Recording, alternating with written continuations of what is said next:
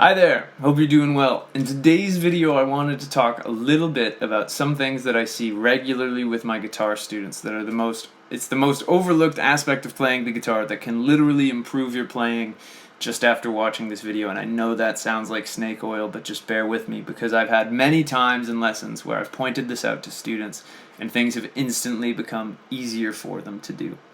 And this thing has to do with posture when you're playing. I learned these tricks through a mixture of studying the Alexander technique and dealing with physiotherapists after having a hand injury, which is maybe, a topic for another video. But they're these things that are really, really easy and free, I should also add, to adjust that can really help you playing. So here are my 3 big tips to improving your posture and getting better at the guitar today. So first of all, one thing that's really important to keep in mind is keeping a straight back and keeping your shoulders in a relatively level, comfortable position, because the guitar is really a funny instrument in terms of ergonomics, where we have one arm over it like this, we have one arm cranked under it like this, and then the longer we practice, the longer we play, we have this tendency to kind of hunch down to the instrument. And that's something that we want to avoid, preferably at all costs, because what happens when you compress your shoulders and your back is you're actually compressing all the tendons and muscles that are needed to do the miraculous thing of playing the instrument. So I always check in, I try to check in with myself every 15 minutes of playtime about, am I starting to hunch? I'll sit back in my chair and I'll try to straighten myself out so that I have strong, broad shoulders and everything's kind of open and flowing. Because the further you hunch, I can actually feel it when I lean forward, that a little bit of tension kind of comes in up in my shoulders there. So that's tip number 1.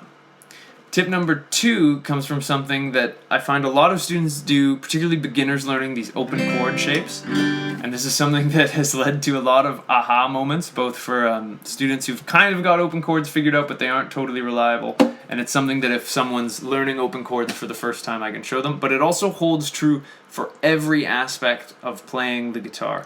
And that has to do with keeping an unbent wrist and keeping your palm kind of not totally off the neck, because you can do good things with the neck, but I always try to think of it as like I want to keep my hand almost as if it's coming in at this 45-degree angle to the neck. I can't really get an angle that shows that to you, but I don't want my palm to be getting sucked in. A lot of students will try to do this. I gotta turn,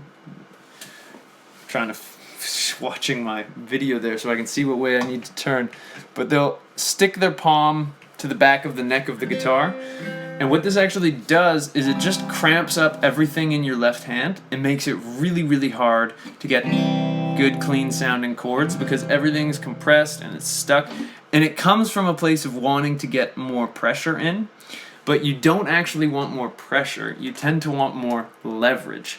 So I like to think of my hand as being kind of free from the neck. I'll try to rotate so that's visible. I'm not squishing my palm into it, and it lets my hand be straight. It lets my fingers have space to make this beautiful, I call it the golden arch, where you get this nice fold which keeps my fingers out of the way of open strings and other notes in the chord.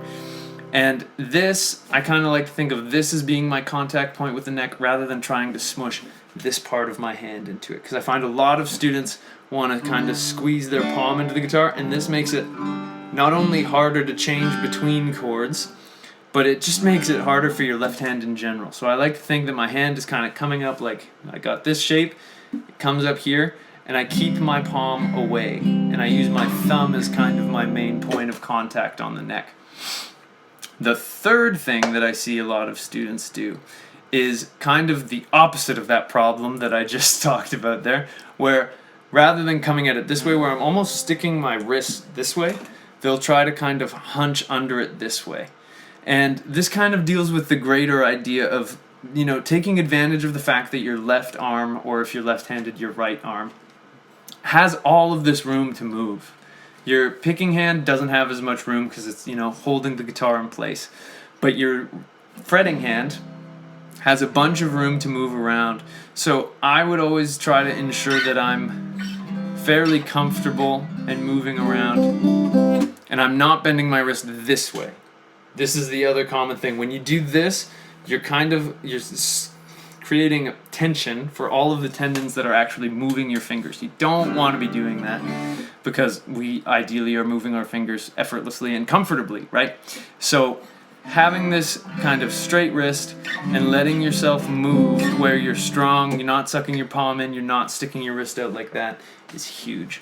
And then this is just, I guess, kind of a bonus tip for you when you're playing the guitar. So sometimes we'll find, when we're first learning, we're maybe staying in these scale positions, we might come across a song or a solo that makes us have to make a jump up the neck, or just moving around the neck in general if we have to go high to low or low to high. One thing that I think a lot of students kind of forget is they're only really thinking about their fingers, when really you have your entire arm to help you move up and down the neck. So say I'm moving from low to high and I have something that goes like this. When I do that, I'm not just trying to flail my ring finger up the neck as fast as possible. Watch my left arm while I do this, and I'll try to stand a little taller so that it's actually visible. But I'm going, my whole arm comes with it from my angles. I'll do it from this side so you can watch my whole arm support my hand while I go. So my whole arm kind of compresses in this way, rather than my hand leading the charge. Because what I find tends to happen with my students is they'll lead with just their hand, and it doesn't feel stable, it's not a very controlled motion, and it's kind of like, it's pretty iffy whether they're going to make it or not. So I always like to think of my hand and my arm are connected, and I like to think about that. So just to recap these tips for improving your guitar playing today, just by simple posture. You want to think about keeping a relatively straight back with your shoulders back and relaxed. You don't want to bring in any excess tension, and you don't want to be hunching down to your guitar too much. Second thing, you don't want to be sucking your palm into the back of the neck where you're putting this funny bend in your hand, because it squishes everything together and makes it really hard to move. We want leverage, not pressure, when we're playing chords and when we're playing solos. The flip of that is we don't want to be having our wrist bent out crazy like this, because we're compressing everything in our hand. We want to keep this kind of nice grip that gives us lots of good leverage to play, and not be sticking out our wrist like that. And then lastly, we want to remember that our hand is connected to our arm, so we can use our arm to help us move around the neck. It doesn't just have to be death-defying leaps with your hand, where you maybe will make it and maybe you won't. But okay, there you have it. There's some of my biggest tips that I go over with all students at some point where we have to talk about body posture. It's been hugely beneficial in improving my playing and the ease of which I can play the guitar. And so I thought I'd share it with you guys. If you found this video useful or you enjoyed it, I'd really appreciate it if you could like and subscribe. It really helps me out more than you could ever know. If you'd like to take a guitar lesson with me, I have a link down to the contact page of my website. I would love to sit down with you and work on whatever you're working on. I teach all levels of students and all genres of students. I'd absolutely love to help you out. And lastly, I've got a new video coming out every Monday and Thursday on my channel. I'd love to see you in the next one, and until I do, I'll wish you a wonderful day, and I hope you get to have some fun playing the guitar.